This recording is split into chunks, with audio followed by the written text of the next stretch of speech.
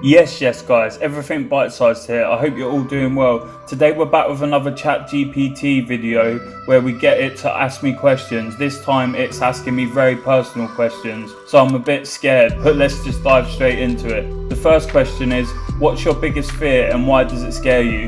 My biggest fear? Knives. Yeah, knives. And the reason why is I've been threatened to be stabbed. I've had mates who have been stabbed. I've had knives held to me, a knife held to my throat, because basically I got compensation from something. So me and my mate wanted some cocaine, but it was early in the morning, so we kept ringing people and they kept putting us in touch with different people, and then they'd put us in touch with different people until we had no idea who was turning up. I was in a hostel, so I could only have 2 people in my yard at a time. Yard, by the way, just means place you live, so I could only have 2 people in my yard at a time. They turned up on mopeds and they said, we've got to weigh it up first, so can we come up? So they came up, and I had to leave my mate outside because there was 2 of them and I had to sign in 2 of them. So as soon as I opened my door and get inside, they put a blade to my throat, a big Rambo knife straight to my throat, really sharp. I could feel it. It felt like if he sneezed, he'd cut my jugular. And they said, where's the food? Which means drugs. Where's the money? Where's the food? Because I was selling a bit of weed at the time. They thought I had loads of weed or loads of money. They were like, where's the shoebox? Like, because people typically put things in shoeboxes, cash and money. They was looking everywhere, and I was absolutely cacking my pants. And I was like, please don't kill me, please don't kill me. All I have is that joint on the table. Please do not kill me. Please do not kill me. But they took my mate's wallet, which had some cash in it, and his provisional driving license. So he was not happy about that. Anyway, they sped off. My mate come back in like, what the hell? His money's gone. There's no cocaine, and it's like not a good situation. Then we find out who they are by asking around, because we were quite connected in the town, in the underworld. So we asked around and we found out exactly who they were. But the person who told us who they were said, look mate, if I was you, I would just leave it. These guys will just stab you up. So we didn't seek revenge. We just took the L, moved on. And but that has scarred me for life. That as well as other incidents with knives has scarred me for life. The next question: have you ever had your heart broken? How did you cope with it? I've had my heart broken multiple times. I might go into some detail. So I was with this chick for like 2 years. She was my first serious romantic relationship and sexual relationship. I wasn't a virgin at the start. I think I'd slept with 2 girls before her, but I was very much new to exploring sex, and we got really, really close. And then I found out that she had cheated on me with a few of my so-called mates. So I split up with her. Then I got back with her just to revenge cheat on her, which I'm not proud of. But anyway, I did that. I revenge cheated on her, and then buoyed her off and sent her on her way. And then she started telling all my best mates, like, oh, do you know Sam hits me and all this sort of nonsense, yeah. And most of my mates knew it was bollocks, yeah, but she managed to sort of like make a few of them question it, and that's what she wanted. And you know what, that really, really broke my heart. And then there was this other lass who I met at a mental health facility, so that is kind of foreboding in and of itself. She was a narcissist and I think a psychopath. She definitely had borderline personality disorder at the very least, and she was crazy. She absolutely was crazy. Like, for instance, 2 times this happened actually. I was round hers and she goes, can you do some shopping for me, yeah? So I went to go and do some shopping, put all the stuff in the trolley that was on the list, get to the checkout, she hasn't sent me the money yet to get the stuff. So I'm like, I ring her up and she's really drunk, and I'm like, can you send that money please, babe? Like, I need it to pay for the stuff you asked me to get. And she's like, you're trying to extort me out of money, rah, rah, rah, rah, rah, rah, rah. And I was like, whoa, what are you on about? You were the one who told me to come and get all this stuff, like, and you were going to send me money. She was like, I'm not going to send you more money, blah, blah, blah, blah, blah, like going mental. And that happened twice. the exact same situation happened twice. So, and then, oh my gosh, and then I split up with her, got back with her, split up with her, got back with her, and then the last time I got with her, I was told myself I'll never get with her again. Then I found out she basically tried to hit the escape key, which is really sad. So she took a load of street Valium, quote unquote Valium, probably Xanax or something else, and a bottle of vodka. So she passed out, and then she put a towel in the oven so it would smoke out and help her escape while she was passed out. Fortunately, the fire brigade came and saved her, but she had smoke damage in her lungs. Anyway, she was sectioned, and I went to go and meet her because I still had feelings for her. And do you know what she said to me that wrote me straight back in? She said, when I come to consciousness in the hospital, the first thing I thought about was how badly I've treated you. And boom, that hit me straight in the heart and got me roped back in.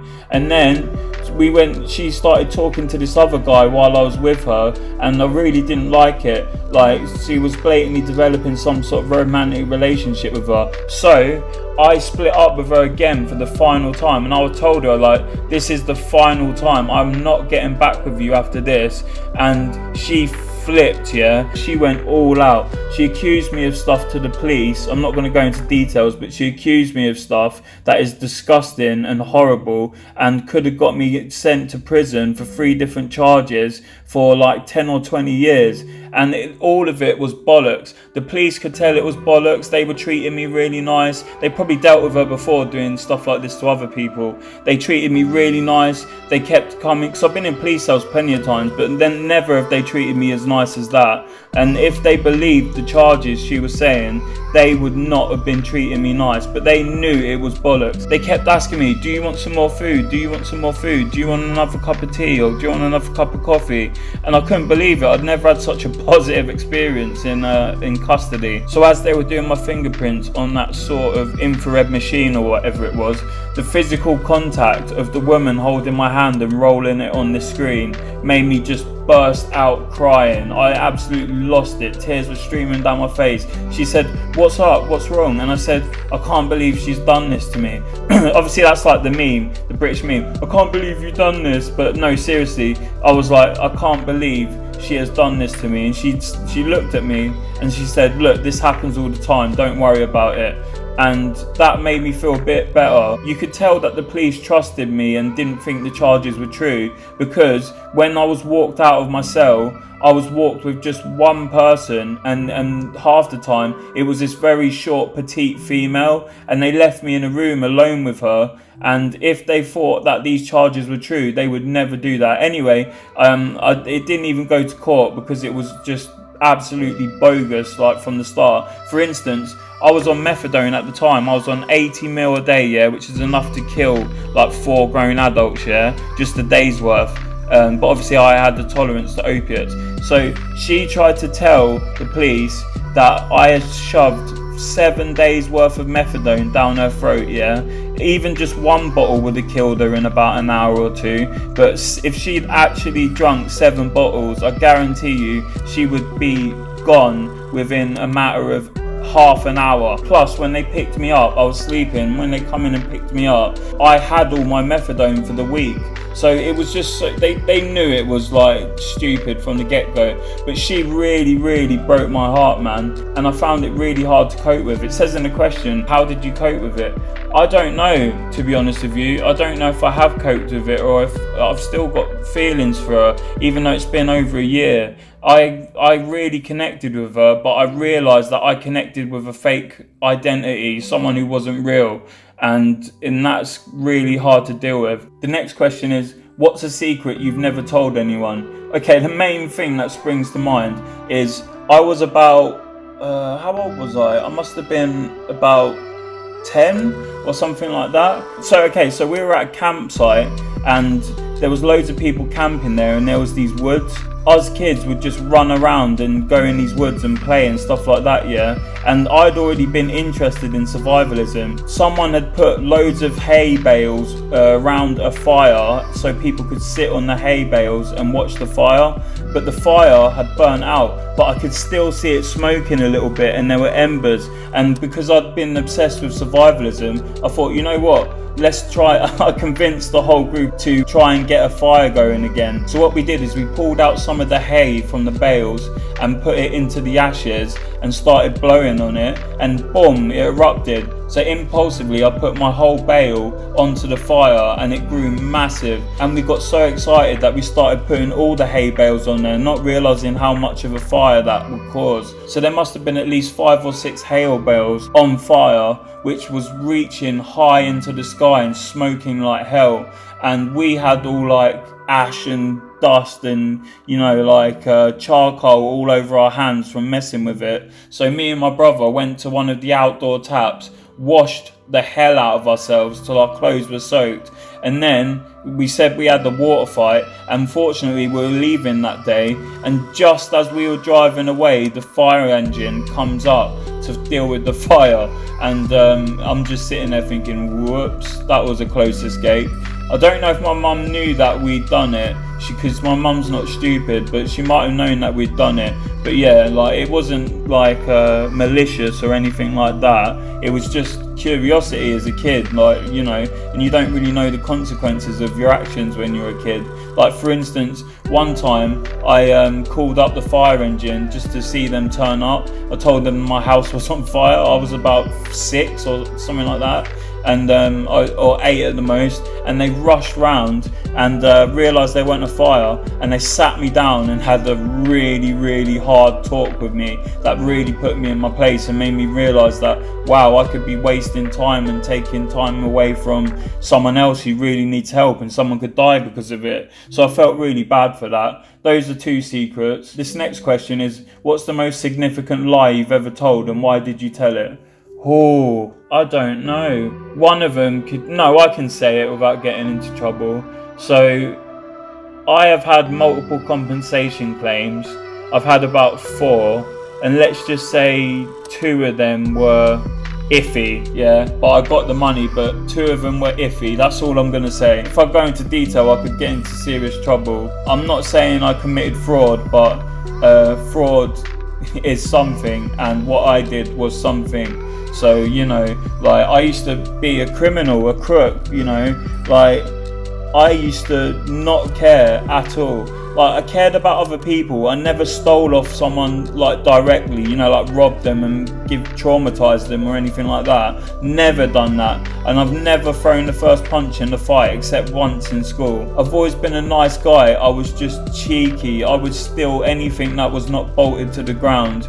I remember there was this bike just next to our hostel that was chained to a road sign, and I had these tiny bolt croppers, and I sat there picking away at this chain for ages with these little bolt croppers. Then I managed to get the bike, and I took it to my room in the hostel where there was already like 2 bikes that I'd stolen.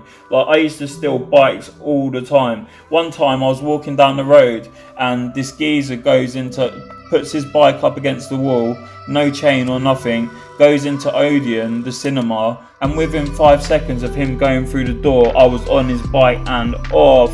Not to mention the mopeds, the car, like, that answers that, I think. What's a regret you have that still haunts you? Straight away I know exactly what it is.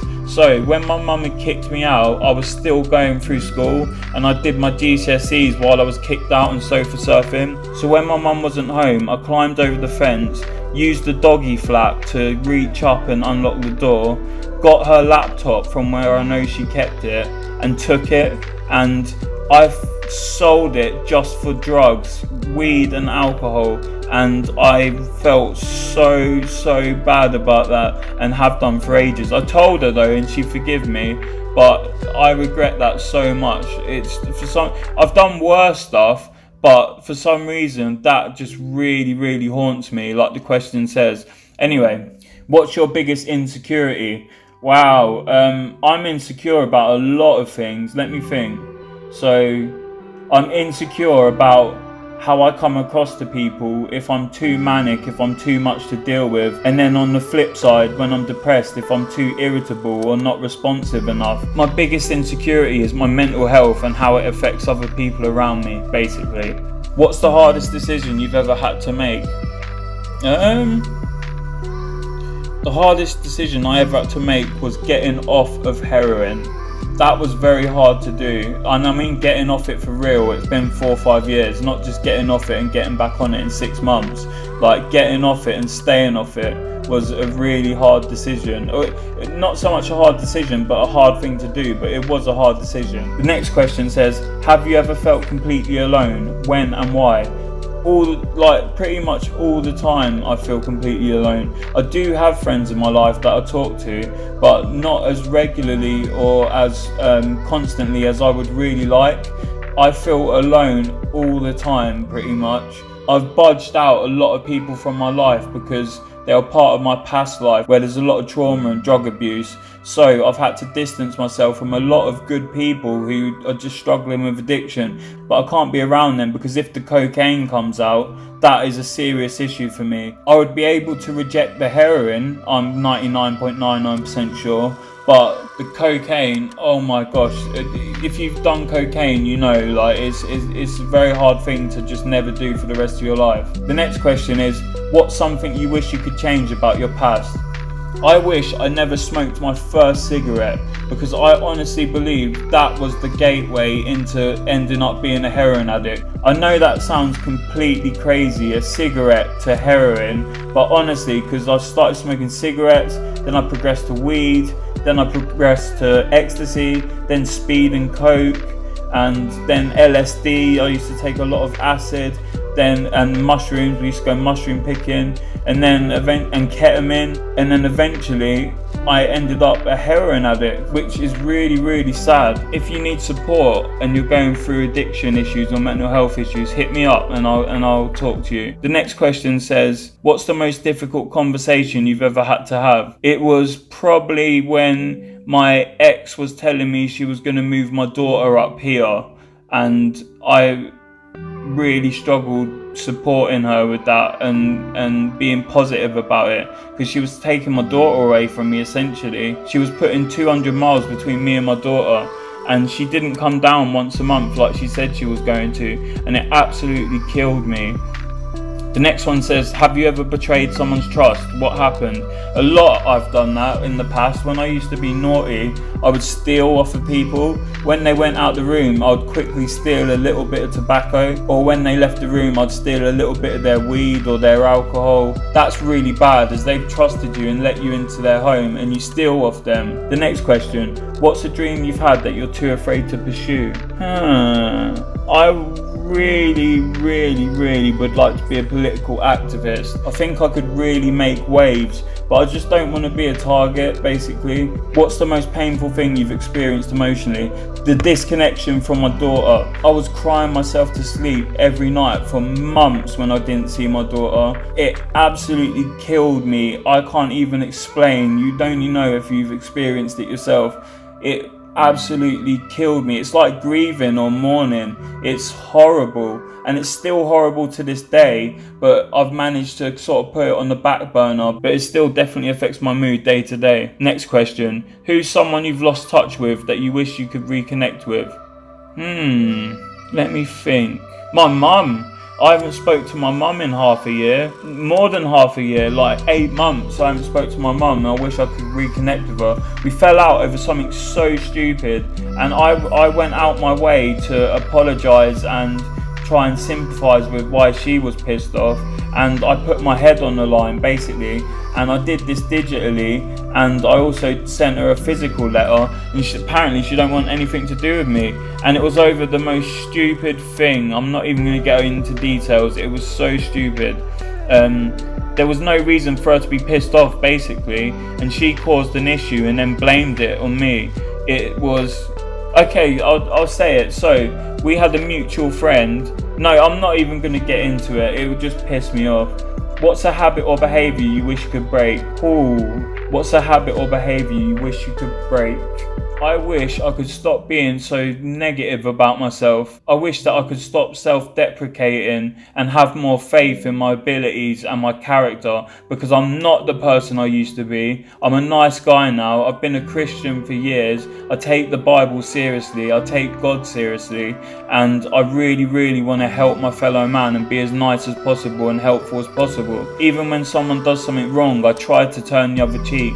Don't get me wrong, I fail miserably at being a Christian every day, but it's a path to repentance that lasts your whole life. It says in the Bible, he who begins a good work finishes it. The next question says, what's something you've done that you're not proud of? The laptop thing, that stealing the laptop off my mum, that's probably the number one. Let me try and think of something else. What's something you've done that you're not proud of? Also the stealing of the car, and just stealing in general, basically. The next question says, what's the most vulnerable you've ever felt? When I had that blade to my throat, I have never ever felt so vulnerable and helpless and lost. I felt like this guy had my life in his hands, in the palm of his hands. He could have killed me. He could have accidentally killed me, like I said, if he sneezed or something like that. That is the most vulnerable I've ever felt in my life. Also, in the dream I told you about where I was getting assaulted, like fully assaulted, I don't want to go into detail. The next question says, what's the time you felt truly ashamed of yourself? The laptop thing again. Have you ever struggled with mental health issues? How did you manage them? Wow, that's a whole video in and of itself. Yes, I've got bipolar, I've got generalized anxiety disorder, I've got agoraphobia, and I might have schizoaffective disorder on top of it. The way I manage them is I am on good medication. Well, it's bad medication. It's not good for you at all, like physically. It's actually really bad for you. But it's the risk-reward ratio of taking it if you have bipolar versus not is serious. Like, people who have bipolar who are unmedicated are extremely unstable usually, and I am definitely more stable now I'm on the medication, and the dips are not as severe and the highs are not as severe, and it's like more manageable. I'm also going through cognitive behavioural therapy, which is helping me change the way I think. Next question says, what's a part of yourself that you're still working to accept? The fact that I'm actually a nice guy now. Like, I find that so hard to accept. I don't see myself as a nice guy. I really don't. I really struggle with my self-image. I really think that people hate me when I know they don't. No one says they hate me. People say they love me, they like me, and I've done nothing wrong, and I'm just being paranoid and, like too self-conscious. It's a shame, but I'm starting to accept it. I'm 32 years old, and now I really look back on my 20s and think, wow, I was still a kid growing up during my 20s. But I've had a lot of time. I've had 10 years or so of being a Christian. Wait, how many years? Oh, more than that. 14 years of being a Christian, and in that time I've really worked at changing my character and trying to align it more with a Christ-like behaviour, as we're called to do in the Bible. So yeah, I've struggled really badly with my self-image and thinking that people hate me. So yeah, I really find it hard to accept that I'm not that bad a guy. I'm actually like quite a nice guy, generous and caring and empathetic. But with bipolar disorder, when you're depressed, a common symptom is feelings of guilt and shame for no reason. And I think that's what a lot of it is. Anyway, you've been locked into Everything Bite Size. Check out my other content like this. Check out my music videos. Check out my shorts. I've got so much types of content, yeah. Just check it all out, and I'll catch you in the next one. Peace.